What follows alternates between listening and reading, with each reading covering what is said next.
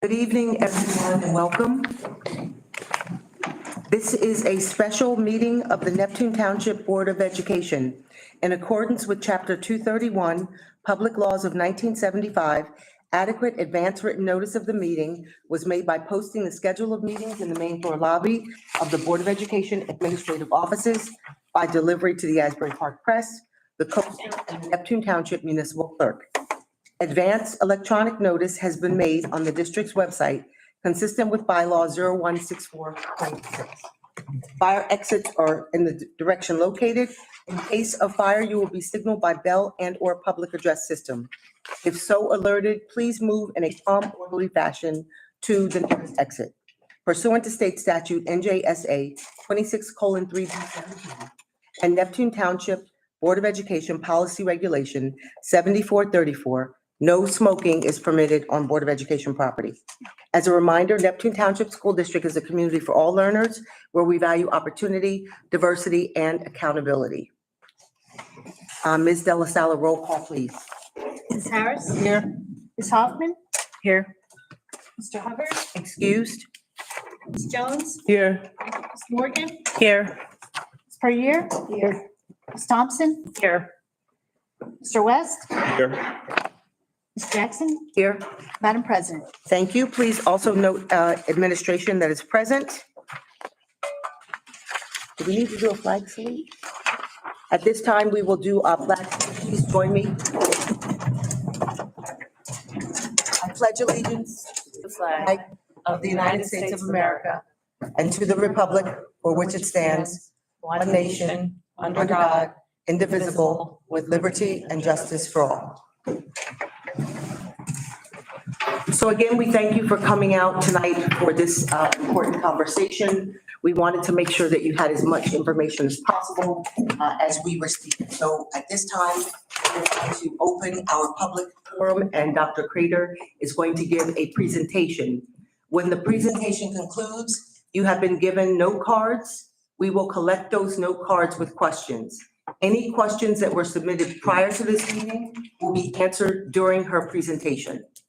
And again, we thank you, and we will walk through the audience to collect the cards to try to answer any questions that you may have. So thank you. Please give your attention to Dr. Crater. Board members, we will come down off the dais to his presentation as well.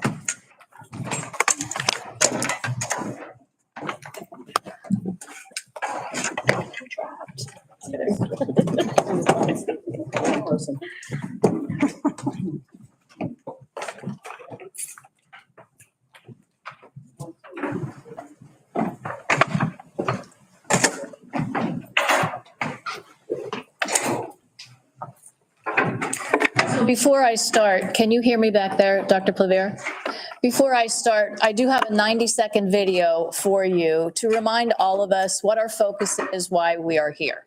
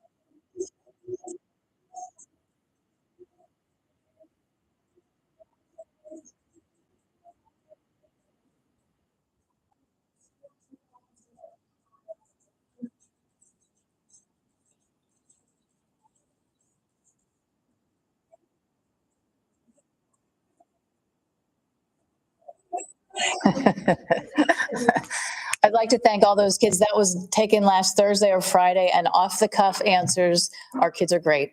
So thank you for indulging me on that. Okay, Dr. Christina, if you can open the PowerPoint. Yeah, I just want to zoom in on the screen. So, second.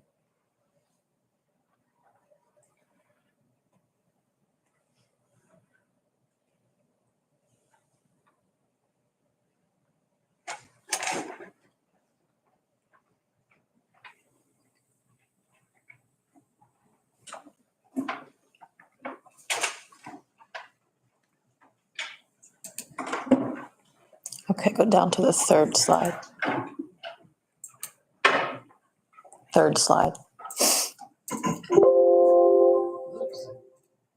There we go. So by now, all of you have been looking at the news and reading the paper, and every day you see a different district that is considering closing schools, selling property, raising the tax levy because of the impact of S2 legislation. So just to give you a little bit of history, back before S2, prior to 2018, we received $32 million in state aid every year. At the same time, we went out to a 2% tax levy increase. And that allowed us to meet expenses year over year. Because expenses were rising in smaller incremental costs, we had a predictable tax levy, a predictable state aid allotment. If you read from left to right, and I know Rose Delasala over there, our BA, is constantly reading financial documents from right to left. But in this case, we're reading from left to right. If you see that in our first year of S2, we received about $32 million, and now we receive 8. That's due to the impact of S2. Now, S2 legislation was originally touted as legislation that would level the playing field between those districts that the state perceived as overfunded and those districts that they perceived as underfunded. The actual outcome of S2 is that essentially the burden of funding schools has shifted from state aid to local taxpayers. That's the real outcome of S2. Go ahead. At the same time we were losing state aid, our expenses were rising drastically. Right now, you all are aware of the steep increases in health benefits. We are budgeting for about 22% increase for next year. We have a self-insured prescription plan and health benefits for all of our staff members, and those costs are going up even though our staff members contribute to those costs. Our charter school tuition, we have about 213 students in charter schools across the area, and that costs us about $4 million. We are required to pay that tuition. Charter schools are considered public schools. We have rising educational costs. The out-of-district cost for a special education student is astronomical. Some of those costs are $50,000 to $100,000 per student. Those costs are going up.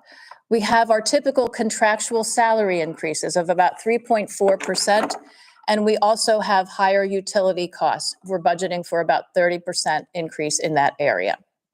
Next. So just looking at what we've already done, we didn't want to trust ourselves with these numbers. We work constantly with an auditor, but we brought the auditor in this time when it became very clear how much of a hole we had, a gap between expenses and revenue. We brought our auditor in to confirm that our numbers were accurate. We brought our auditor in recently to make sure our strategies for solving this problem are sound, and he has verified that. We have, over the past 6 years, reduced positions left and right. We have reduced reading teachers. We have reduced classes, elementary classes, secondary classes. We have trimmed all program expenses. We've basically scrubbed our budgets. All of our accounts were scrubbed and very, very lean. We work constantly with grant partners. If there's a grant out there, we grab it. We work hard to make sure that we ascertain any resources that we can use. Our cuts ran across all departments because we wanted to make sure that we were fairly cutting.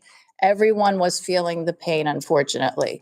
We curtailed spending every year mid-year. When someone retires or resigns mid-year, we do not replace that position because we hope that through attrition, we don't have to eliminate a person's job.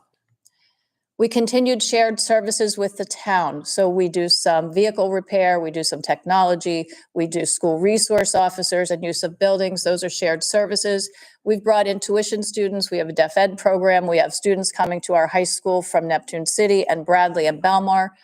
We have monitored our enrollment. We are currently 3,500 students down from 600 students from 2018, and that is very typical of New Jersey. We are not alone in this predicament. We have utilized fund balance. So the money that fell, that wasn't used, wasn't expended last year and the year before, we put in to close that hole. You know yourself, when you take money from your savings account and you put it in your checking account and that money where it runs out, you have to find a way to fill that hole. And that's where we are. We increased the tax levy. We utilized attrition, as I already mentioned, and we've already closed the ECC. So we've closed one building.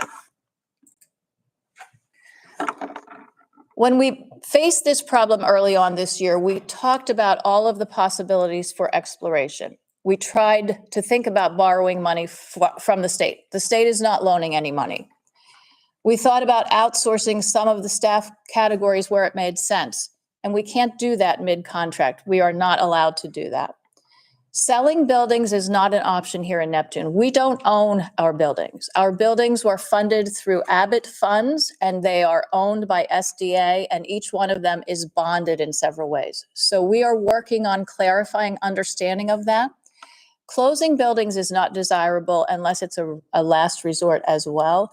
You also don't gain the amount of money that we need. When you close a building and you don't sell it, you gain the cost of a principal, the cost of a nurse, the cost of a secretary, the cost of a custodian. But those teachers have to go somewhere. There are classes in there, and our class sizes are pretty steady, but they're still not small enough where we could combine them and appreciate economy of scale.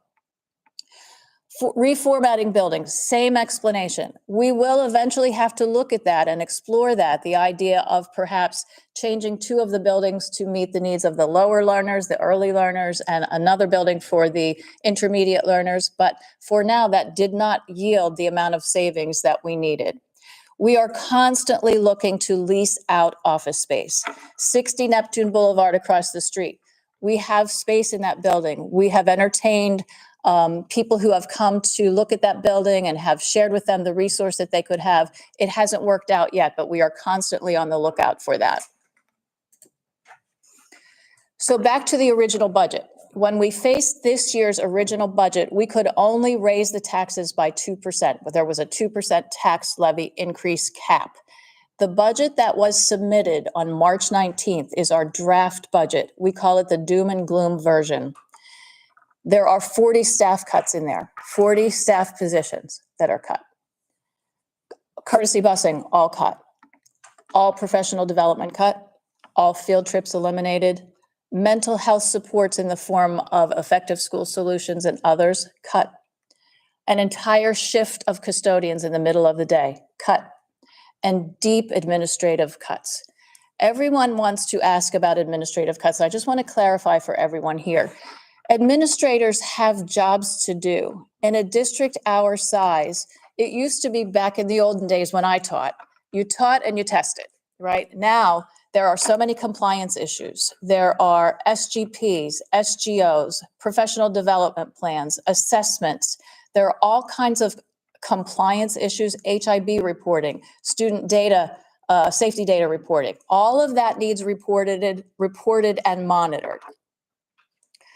And then, of course, dangerously low accounts. So just like your home budget, when you know you have a $120 grocery bill, you bring 130. You don't bring 120.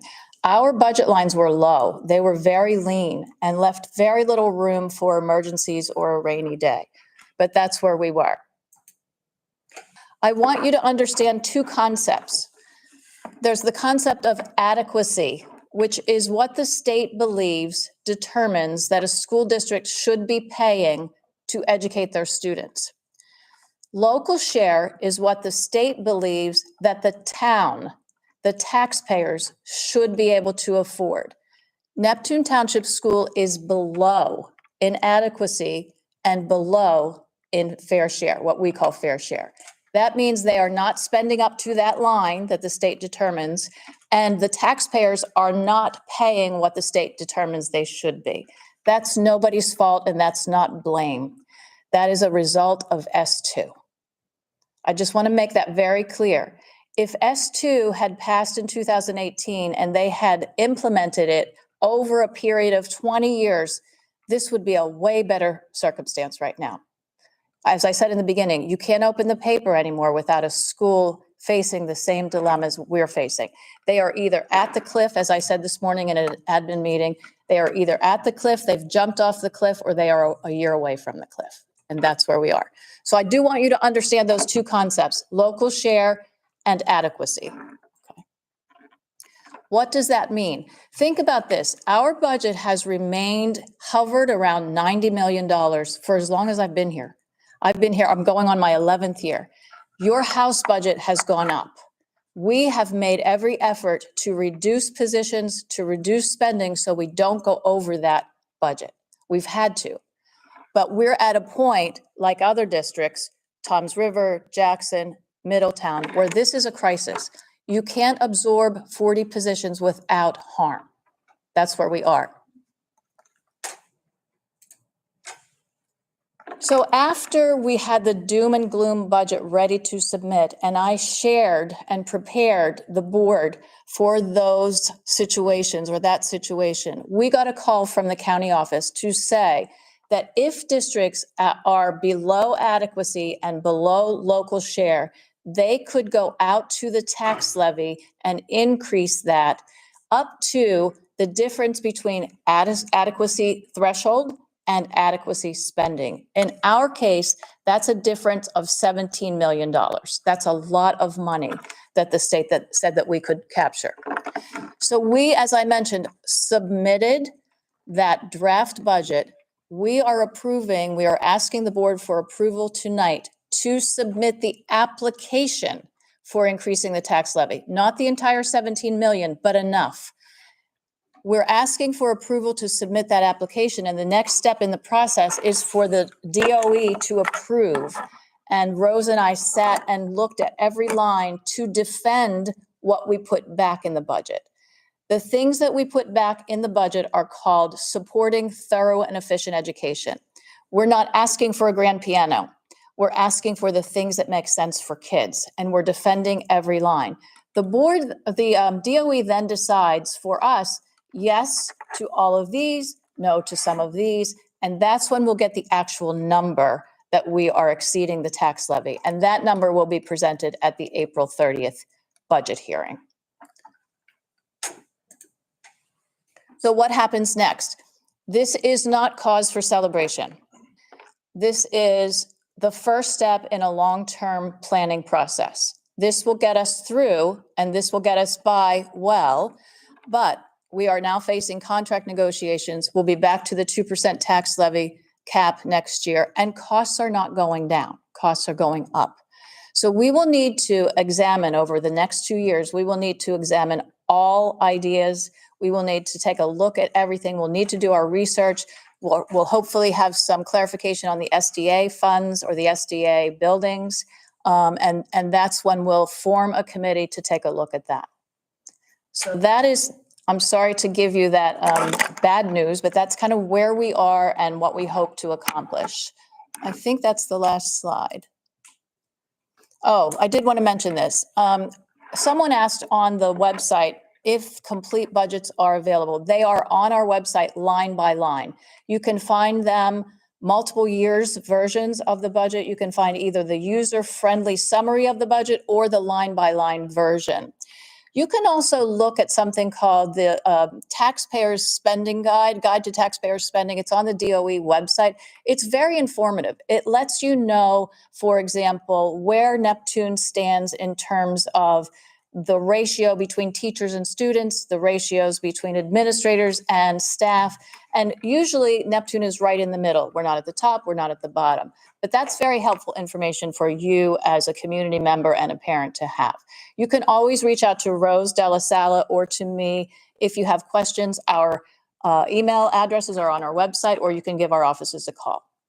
And now, do we want to take questions from the cards? So has anyone had an opportunity to write their questions out? Because we're trying to have written questions versus having people go back and forth. Does anyone have a question that they've written out that I can collect the card?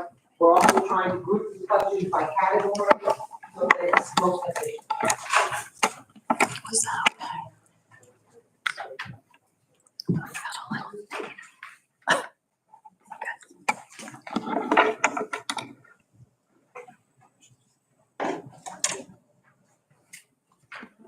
These are great questions.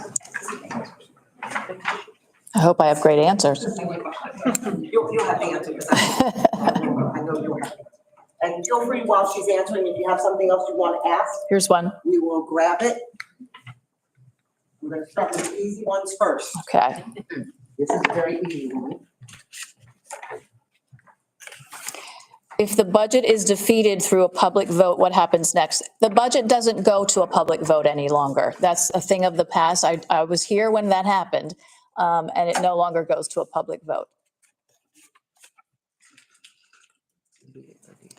How much Title I federal funding does Neptune receive? Could that funding be at risk of being withheld based on the federal education department's recent, I like that you put in parentheses misguided, order for schools to abandon diversity, equity, and inclusion programs? So we don't know too much about the federal funding and how we'll be affected. We were told last year to budget 75% of what we usually get. And I think that's what you did, Rose, right?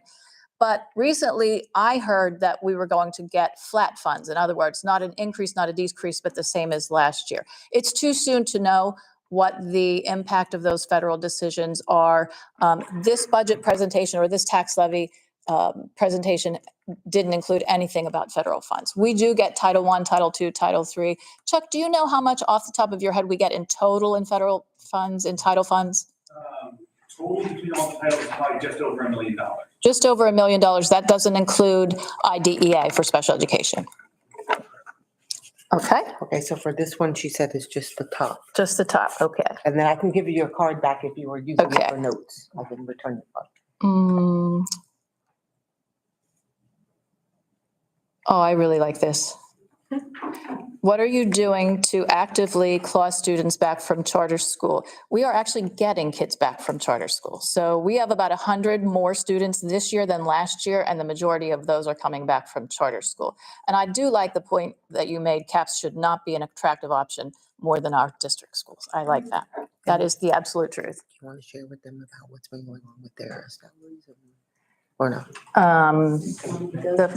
Yes, in case you hadn't heard, there are investigations going into College Achieve Charter School. There's a lot being said that I won't weigh in on, but there's a lot being said about the misuse of funds and salaries and building use. So stay tuned for that. People do listen, though, when parents mention that it's unfair that we pay $4 million out of our pockets for those decisions. That goes back to somebody. No? This question is a good one too, and I hear this a lot. Will sports programs be affected? If we go out to the increased tax levy, our sports programs will be the same. In the doom and gloom version of what was submitted, we did cut a few clubs and sports. I shouldn't say we cut them, we trimmed them. For example, we took an assistant coach here. We put a threshold so that nothing runs unless there are more than 10 kids in a club or a program. So that should be okay. After school programs, the same thing. Clubs, again, 10 kids or more have to be in there. Will any other programs be let go? In the doom and gloom version, I mentioned mental health supports. We have a program called ESS, Effective School Solutions, that offers therapeutic counseling to our students, and that program helps us keep some kids in district and prevents us from sending kids out of district. That supports our students. That program would have to go. Some electives would have to go. We would have to trim any new programs down. and of course, teams of staff members. In a district budget, much of your budget, most of your budget is in salaries. About 79, 80% of our budget is in salaries and benefits. So even Rose and I sitting behind closed doors and scrubbing the budget, the building-based budget with all of these in it, doesn't yield the money that trimming staff yields. And even with the increase in tax levy, we have to be good stewards in making sure that we eliminate positions if enrollment isn't there. And the new budget will probably have 15, Dr. Christina, 15 positions cut, but that only results in four jobs, four actual jobs. So through attrition, through retirements, through resignation, so on and so forth, we were able to capture those positions. How will class sizes be affected? We've been very lucky that we've been able to keep our K-3 classes down to 21. And the upper grades last year went up to 27, 28, 29. We do have some middle school classes that are over 30. And if we don't get these classrooms, if we don't have these positions, if we have to cut classroom positions, that is what happens. Class sizes go up. That's it? Are there additional questions? Yes, You said the SDA owns the buildings? yes. What's SDA? I'm sorry. We do talk in a language all of our own here in education. That's the School Development Authority. And what happened years ago, the previous superintendents were first in line for what was called Abbott funding. So funding that built these buildings did not come from our taxpayers. It came from the state, basically.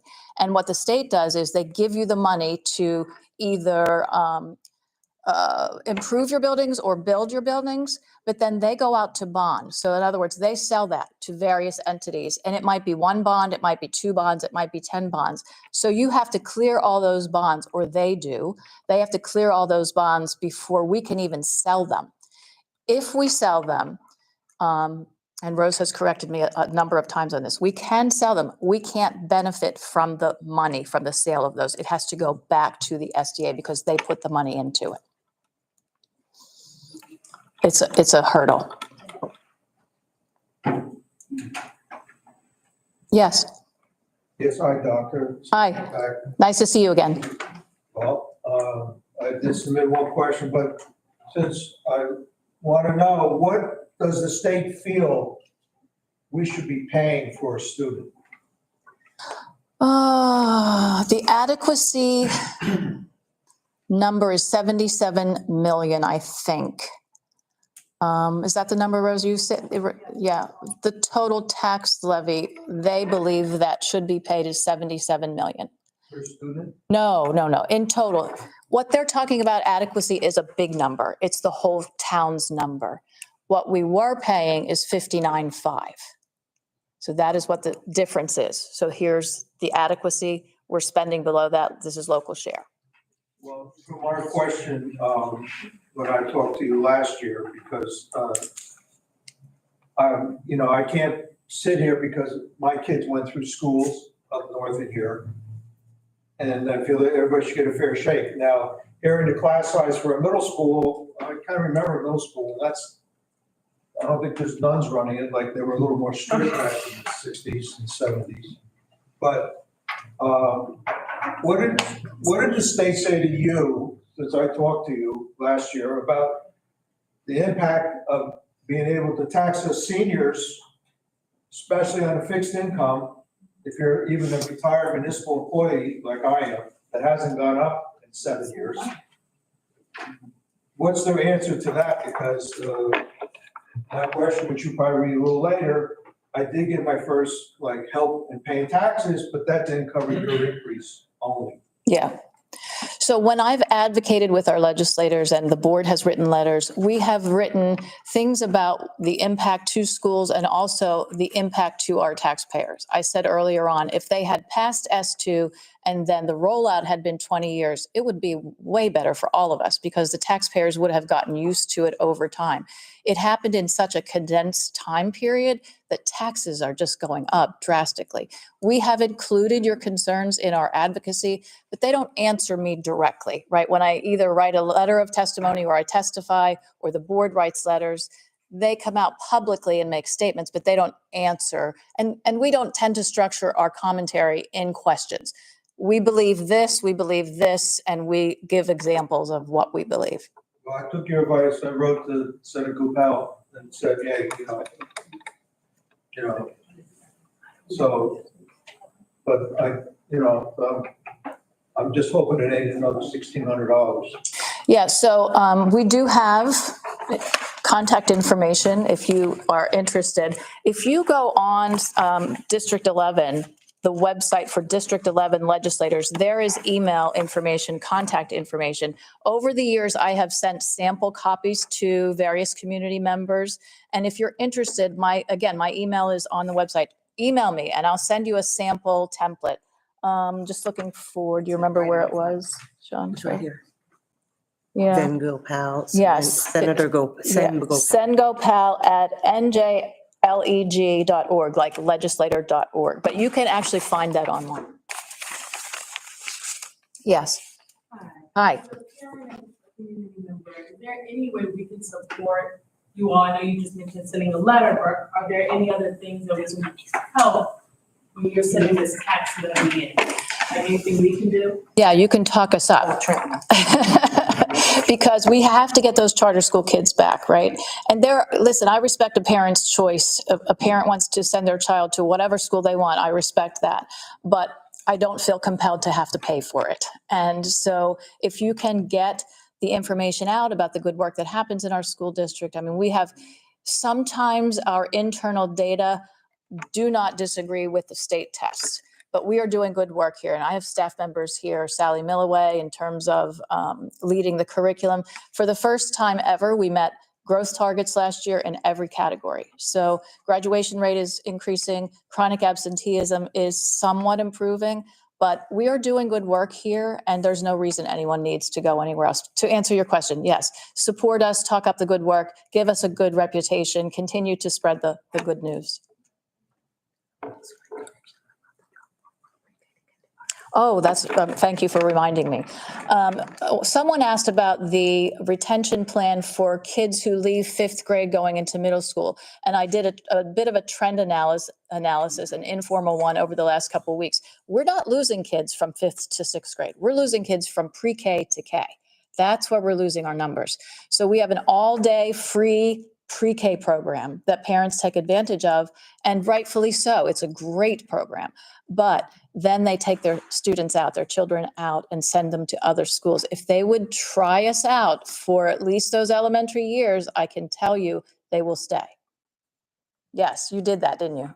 No, I did not. Oh, My child is in pre-K. okay. In the district. But one of the concerns that I hear from other people is that some other districts had field days. They had more that their kids are being offered. We have field days. That field days would be cut. No, field trips, yes, yes. And I have no large fund of money at all, right? But if field trips were sponsored by PTO or a parent, would that be allowed or what is? Oh, okay. Yes, so you're right. So PTA does fund some of our trips, especially our year-end trips, and all curriculum trips are still in the budget. So if a trip is mentioned in the curriculum, it's in there. What I'm talking about is the fun trips to Jenkinson's. That's most likely going to be cut from the budget, even with the the higher tax levy budget, because we do have to narrow our expenses. We have to look for places to do that. And PTA has been great about picking up fun trips like that. They've been wonderful. I encourage you to stay. Good. So we do have, Ms. Jackson just mentioned to me, we have a number of partners who also sponsor trips. We have Big Brothers and Big Sisters. We have Male Mentors, Interfaith Neighbors, all of those partnerships. We have a partnership with Brookdale, a partnership with Monmouth, a partnership with Rutgers. All of those partnerships help us. We benefit from those. Sometimes we benefit financially. Sometimes we just benefit by the support. I can second On Marie. the question of the buildings, and when the bonds are all paid off, whenever that is, Does the ownership go back to Neptune? That's what we're exploring. When you, it's a little bit like calling the phone company when you try to call the DOE because, they'll get back to you. But Rose and I are attending on May 7th, a session to talk about just that, ask those questions. Yes, S2, yes, nightmare thing, yeah. how did it come, did someone just say, we're gonna do this, and all of a sudden it was implemented, or was it, I remember taking a vote or voting on it? It's not us, it's the state legislature. So They just said we're doing it. state voted on it, state developed it, state passed it. And at the time, they said that it was designed to level the playing field between those districts that were overfunded, and they put us in that category, and those districts that were underfunded. So part of that designation of over and underfunding was, if you've gone to other districts, we have these beautiful buildings that we didn't pay for. So many of the other districts were looking at that and saying they're overfunded. They have these buildings, our buildings are falling down, they're dilapidated. And so many of the districts in the South where this bill was supported by and created, they wanted to bring equity, and they did it over a 6-year period instead of a 30-year or 20-year period like Dr. Crater said. So our district has felt it strongly, And as well as former Abbott district. And I've spoken, Implemented this, they voted on it. yes, State, So Wasn't this the a state Sweeney can, bill? yes, Sweeney, yes, the yes. state can come back and vote on it to get rid of it. yes, they can. Well, it's already gone, it expired. So But now we don't have a new. But the funding. work now is to change the school funding formula because that is tied to S2 also. So right now, the school funding formula is sort of like the secret sauce. You get your state aid package, and in it, it describes adequacy. It describes your weighted formulas, such as you get credit for so many special ed, you get credit for so many free and reduced lunch, that kind of thing. But there's no real solid beneficial formula that they have used that fairly provides state aid across the state. That's the work that we need to do. We need to be talking to our legislators, and I've had conversations with Senator Gopal at length about this. He does know where we stand on that, and I do speak for our community when I talk to him about that. Yes. Once the Department of Education gives you their final determination as to what they think kind of the tax levy could be, if they deny some of your requests, is there a chance for you to appeal that or pursue that further? Or just that would be it? I don't know the answer to that, but I would think so, but I don't know the answer to that.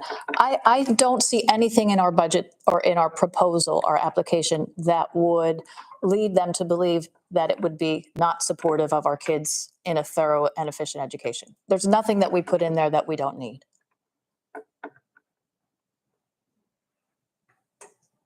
Okay. Do you have your hand halfway up? Yes. Okay. How is it affect our special ed on those lines? Special ed IEPs are contractual, so we cannot touch those. So once an IEP is established and that IEP says there's a one-to-one para or there's a classroom assignment, we cannot touch that. That is a federal legal responsibility. And is that, are all of the services that allow children to be evaluated for those programs if they need it, is that going to? Those are all by law. We have to do all of that. Yes. How many positions are you looking to let go? 'Cause I saw there's- So in the March 19th version, that there were 40 positions and 30 actual jobs. When I say actual jobs, that means 30 people are losing their jobs. In this newer version, the newer application, there are 15 positions, but most of them have been absorbed through attrition, and that's 4 actual jobs.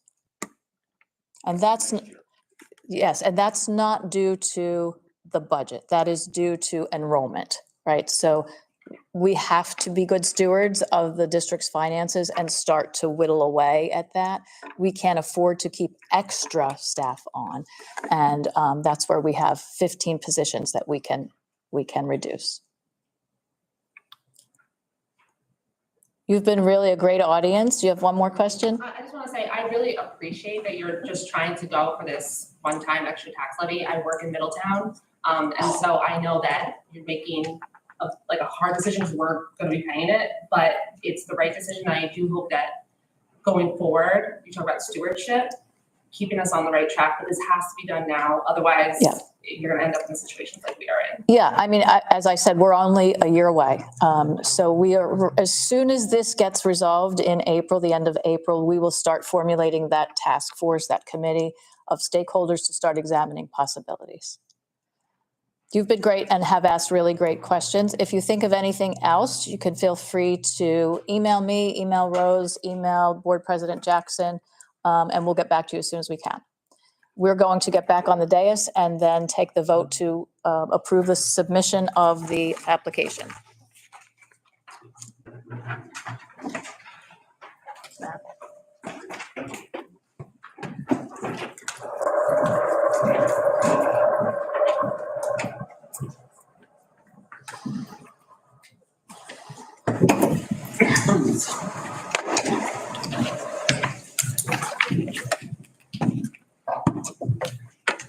Get dark.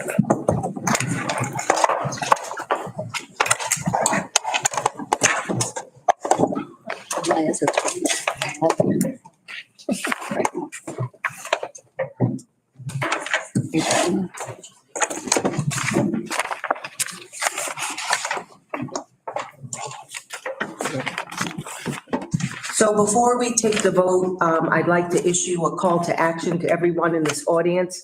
We thank you for coming, and we do want to encourage you to share this accurate information with your friends, family, and neighbors. But most importantly, as Dr. Crater noted, the S2 bill is gone. However, there has been no school funding formula put in place yet. So this is where you come in. We're asking everyone to reach out to your legislators and let them know the great things that are happening in Neptune schools.